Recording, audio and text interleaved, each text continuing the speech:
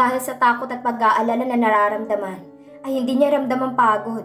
At kahit pagod siya ay alam niyang hindi siya makakatulog ng maayos dahil sa labis na pag-aalala. Dahil sa katahimikan ay nabuhay muli ang kanyang emosyon. Hindi na niya pinigilan ang mga luhang tumulo sa kanyang mga mata. Hindi niya na kayang itago pa ang sakit na nararamdaman sa kanyang puso. Wala siyang magawa para kay Arlena. At wala siya sa tabi nito. Hindi niya alam kung ano na ang nangyayari rito. At kung pwede lang ay hahanapin niya kung nasaan ito ngayon. Sir, I am sure that Miss Buencamino will make it. Basag ni James sa katahimikan nila. May mga anak siya na kailangang buhayin at alagaan. Didn't you hear what my assistant said? She was revived 2 times in the ambulance. She's in critical condition because she lost lots of blood. Naihilamos niya ang kanyang muka. Fuck, I can't help her even if I want to. Dinig niya ang pagbuntong hininga ni James at hindi na ito nagsalita pa.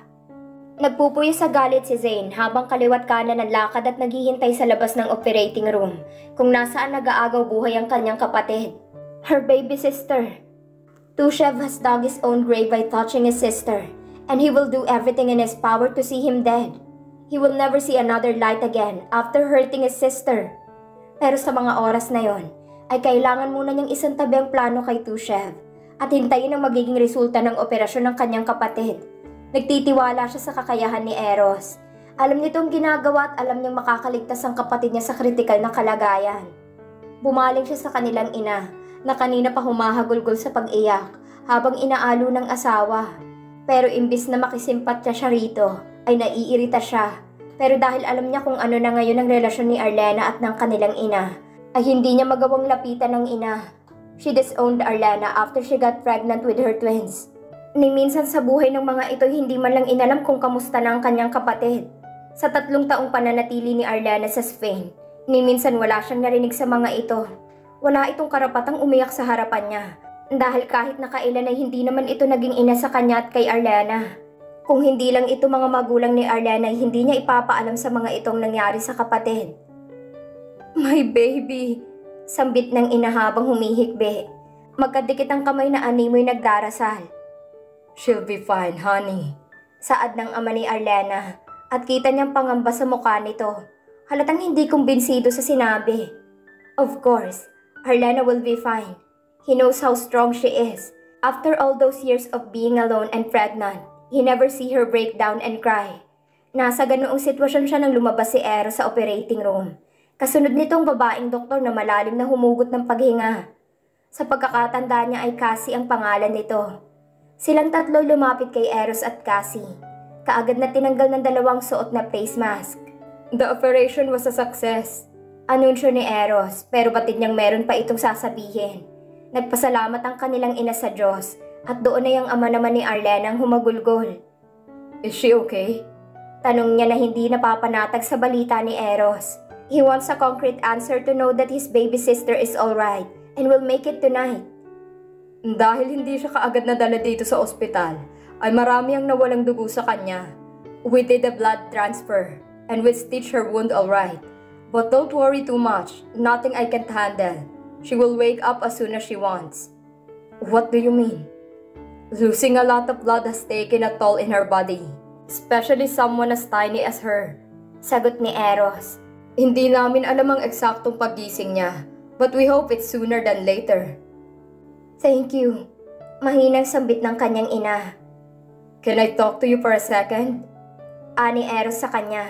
Iniwan nila si Cassie upang mas ipaliwanag pa ang sitwasyon ni Arlena nang makalabas sila sa hallway ng operating room. Zane, this is serious. Red Snake has never been this provocative. Mariing sabi ni Eros na alam kung ano at sino ang kanilang kaaway. Paano nila nalaman ang tungkol kay Arlena? I thought you made sure that your family are safe. Hindi ko alam. Asik niya sa hangin, kuyumang mga kamao. Dahil sa galit na nararamdaman ay naging malalim ang kanyang paghinga. It's true. Red Snake was once a neutral organization. Ni minsan ay hindi nakialam ang mga ito sa ibang grupo. Pero simula nang maupo si Tushev, ay nagkaroon na ng gulo sa pagitan nila. Mas naging mapusok ang mga ito at palagi silang hinahamon. Kung ano man ang dahilan ay hindi niya alam. He once met Tushev at the casino and he lost millions to him. Dahil doon ay hindi na siya tinigilan ni Tushev at dahil sa mataas ang kumpiyansa niya sa sarili, ay hindi niya pinansin ang mga banta nito sa kanya. But now he realized how wrong she was for ignoring Tushev.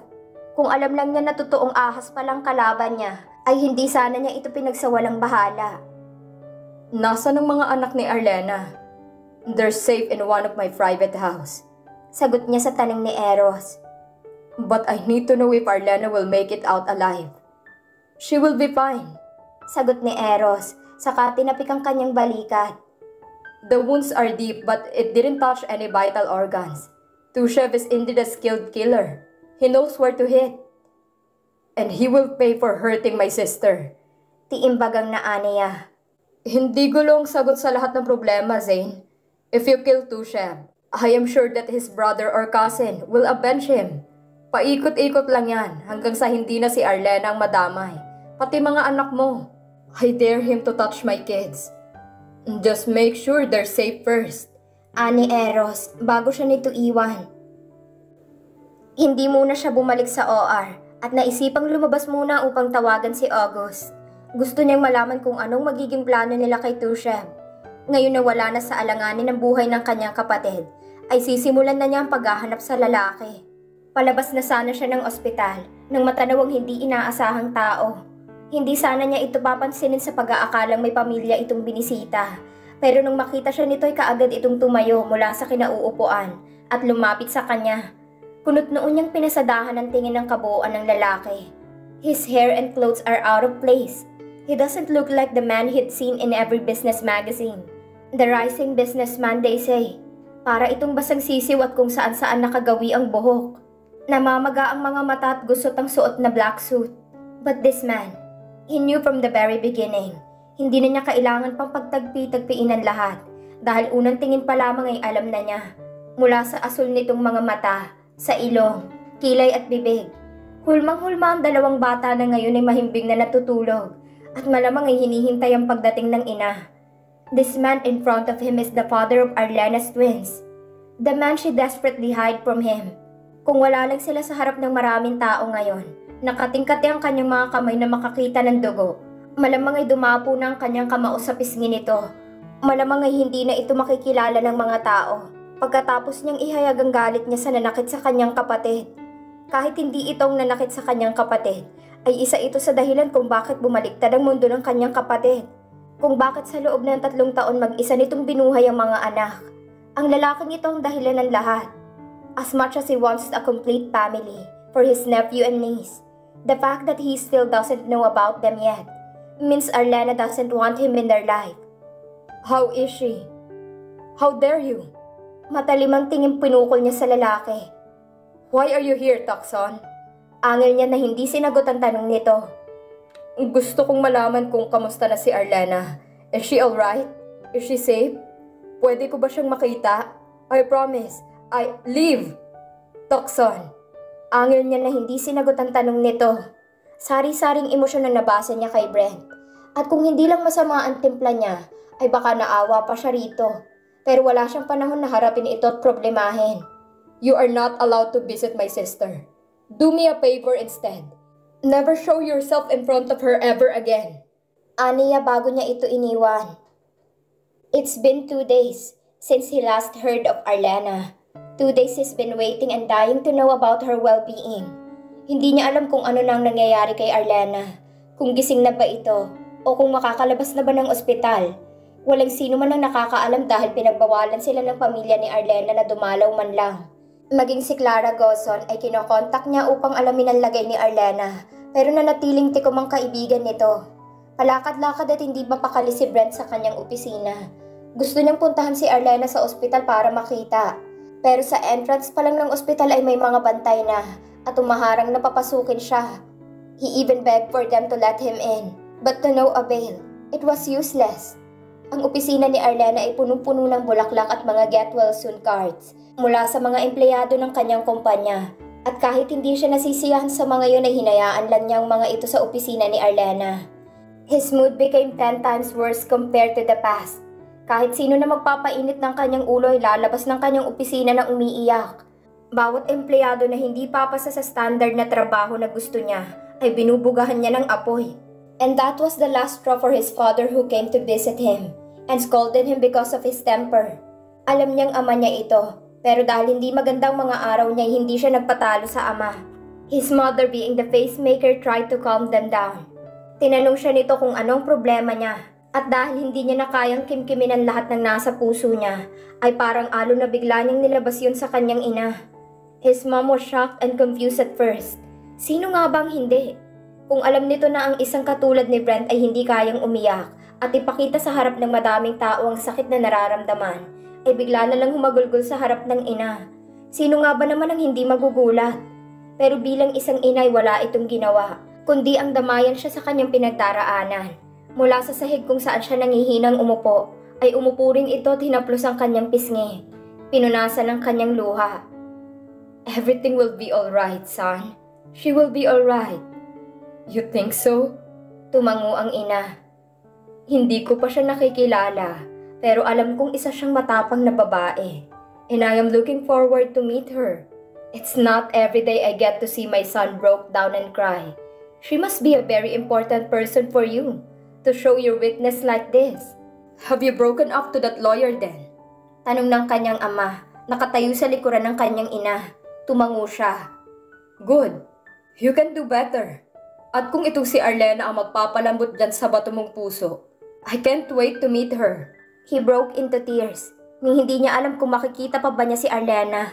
Gayong nagpadala ng resignation letter si Zane sa kanyang kumpanya. Ang huli nilang pag-uusap ay hindi naging maganda at may kung ano sa emosyon nitong hindi niya maipaliwanag. Alam niyang meron pang ibang dahilan si Zane para ilayo sa kanya si Arlena.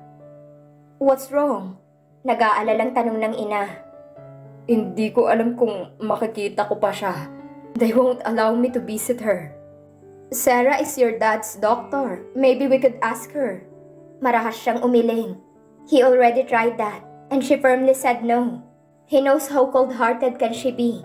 Nang iwan siya ng kanyang mga magulang, ay muli na naman niyang nilunod ang sarili sa vodka. Umaasang matatanggal niya ng sakit na nararamdaman, pero nakailang baso na siya ay naroon pa rin ang sakit. Hinimas niya ang kanyang puso at bumadha na naman ang kanyang mga luha. Mula sa 4 na sulok ng kanyang opisina, ay maririnig ang kanyang paghagulhol. Pakiramdam niya ay wala na siyang dahilan pa para mabuhay. He almost lost Arlena. And now he couldn't even see her. What's the purpose of life if he couldn't get a glimpse of the woman he desperately tried to get out of his system? Now he regrets all the things he'd done and said to her. Lahat ng mga luhang pumatak sa mga mata ni Arlena dahil sa kanya ay pinagsisisihan niya ng sobra. Kung alam lang niya na iyon ang mangyayari ay hindi na sana siya tumuloy pa. Kinausap na lang sana niya si Arlena at kung may pagkakataon man na maibalik ang araw na yon, ay ihahatid niya ito upang masigurong ligtas. The CCTV from the parking lot proved how useless he was. He saw everything that happened, how it all started and how it ended. It tortured him for 30 minutes, watching her body on the cold floor, with her blood all over her. Ang malalim na desperadong paghinga ni Arlena ang halos pumatay sa kanyang puso. Kate and the rest couldn't bear to see her on that situation. His fist was clenched hard. He almost broke his bone, wanting to time travel in that moment of her suffering. 30 minutes later, a guard saw her and hurriedly called for a backup and ambulance, making sure she's still alive. Another minutes of hell torture waiting. An ambulance arrived and tried to revive her on the floor. When they felt her heart, they carefully put her on a stretcher inside the ambulance. Hindi pa na siya makapaniwala na sa loob ng mahabang minuto ay nakaligtas pa rin sa panganib si Arlena. Malamang ay hindi pa nito talaga oras. That's right. It's not her time yet. He hasn't apologized to her yet. Hindi pa niya nakakabawi ang mga kasalanan at masasakit na salitang nasabi niya kay Arlena. Kailangan pa niya iyong pagbayaran. I want to know who the man is. Aniya kay James at kaagad naman itong kumilos. James was a former agent and he was an expert on finding any informations about anyone or anything. Hindi naman siya nabigo dahil ng gabing yun ay may brown envelope na inilapag ito sa kanyang opisina. Nakuha ni James ang lahat ng impormasyong yun mula lamang sa plaka ng sasakyan nito. He was a Russian billionaire, owned a lot of establishment in Russia and in Europe. Tushev Limonosov is a dangerous man, Brent. Baka sa tono ni James ang pagkadisgusto sa pangalan. Hindi rin ito naitago ang pag-aalala sa kanya. And I suggest you to not mess with him. Binuksan niya ang envelope at inalabas roon ang mga larawan ng lalaking nagngangalang Tusheb. Ang mga larawan ay kuha sa iba't ibang lugar. What is his connection with Arlena? Correction, it's with Zane. Kunot noong nagtaas ng tingin si Brent kay James. Zane is a part of a mafia organization, sir. Para siyang sinampal sa naging revelasyon ni James sa kanya. Hindi na siya nagtanong pa at pinagtagpi-tagpi na lang ang lahat. Russia is known country for mafia people. Mafias only messed with mafia. At dahil kapatid ni Arlena si Zane, nadamay ito sa gulo na meron si Zane. Nagtatagis ang bagang na tumayo siya sa kanyang upuan. Mabilis ang tibok ng puso niya dahil sa galit na nararamdaman. He blamed him for what happened to Arlena. How dare he banned him from seeing her? Get the car ready. Where to? Hospital. Sambit niya saka tumungo sa banyo ng kanyang opisina upang ayusin ang sarili. Tulad ng inaasahan ay naroon ng mga gwardya sa harap ng entrance at nang makita siya ay tumuwid ang mga ito ng tayo. Kung noong mga nakaraang araw ay halos lumuhod siya sa harap ng mga ito makapasok lamang siya, ngayon ay lakas loob niyang hinarap ang mga ito. There are quite a number. Compared to his security details, they are much more bigger. Mukhang papasang mga ito sa pagiging wrestler dahil sa laki ng mga katawan. May mga taturi ng mga ito sa kalibang bahagi ng leeg na pare-pareho ang disenyo. It was a Cattleya orchids with an unknown crest. Ngayon ay napagtanto niya na hindi ordinaryong bodyguard ang mga ito, kundi miyembro ng organisasyon. At malinggalaw lamang niya hindi ang mga ito magdadalawang isip na kalabitin ng baril upang iputok sa ulo niya. This is how he viewed them. A killing machine. Heartless people who enjoyed and take pleasure of killing others. They live to kill. I am here to visit. Step aside. Asik niya sa kaharap na lalaki.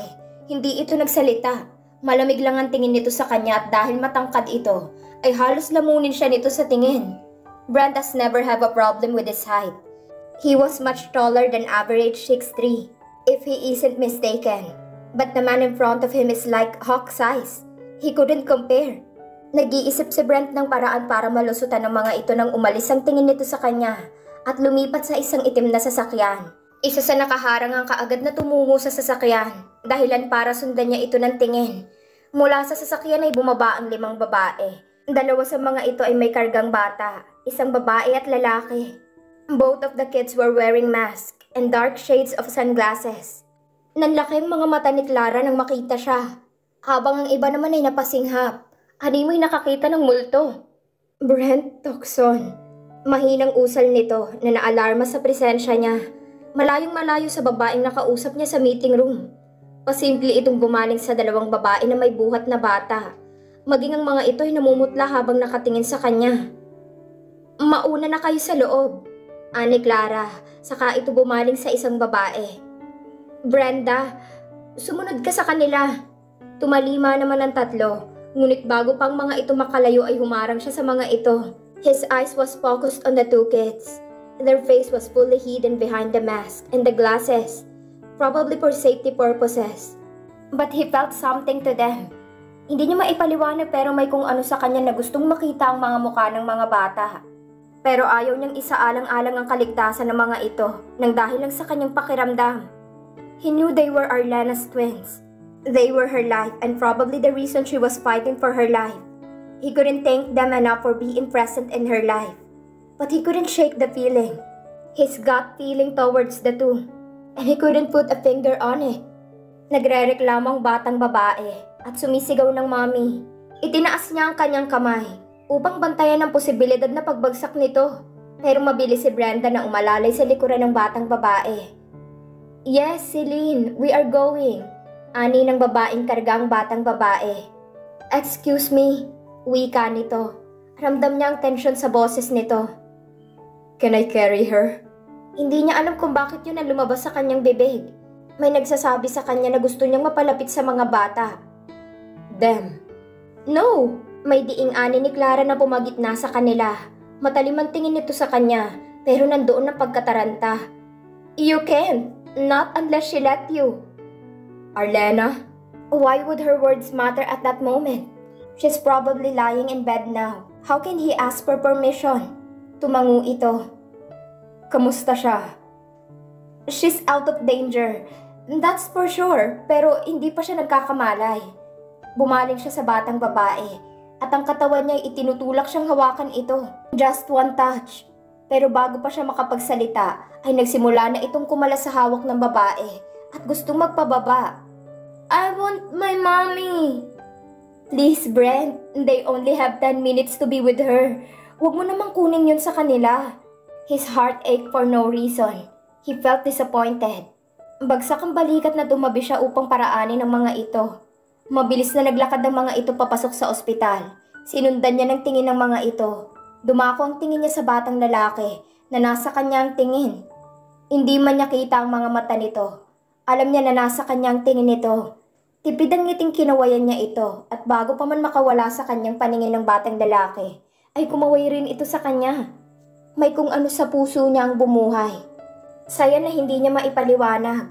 Oo at hindi siya mahilig sa bata. Pero ang mga anak ni Arlena ay nagbigay sa kanya ng hindi maipaliwanag na saya.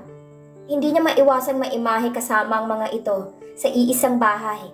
Si Arlena na nagluluto sa kusina habang siya'y nilalaro ang mga ito. Hindi na mahalaga sa kanya kung hindi niya anak ang mga ito. He was willing to be their stepfather if it means spending time with them. Heck, he would give them his surname if he has to. Ganoon niya kagustong makilala ang mga anak ni Arlena. But then again, he couldn't ignore his gut feeling. He was drawn to them. He was pulled out of his deep thought when his phone rang. Kinuha niya sa kanyang bulsa ang cellphone at sinagot ang tawag ni Carson. Pinapabalik na siya nito sa opisina dahil sa tambak na trabaho. Ang kanyang assistant ay natataranta na rin dahil sa kanyang mga meeting schedules. Ayaw man niyang lisanin ang ospital at nagbabaka sakaling makita muli niya ang dalawa. Ay wala na siyang nagawa, kundi ang sumakay na lang sa kanyang sasakyan at bumalik na sa opisina. Habang nasa daan sila hindi nawala sa isip niya ang dalawang bata. Nakadungaw siya sa labas ng bintana, pero ang isip niya ay nasa ospital kung saan una niyang nasilayan ang kambal. Kinuha niya ang kanyang cellphone sa bulsa at tumungo sa Instagram.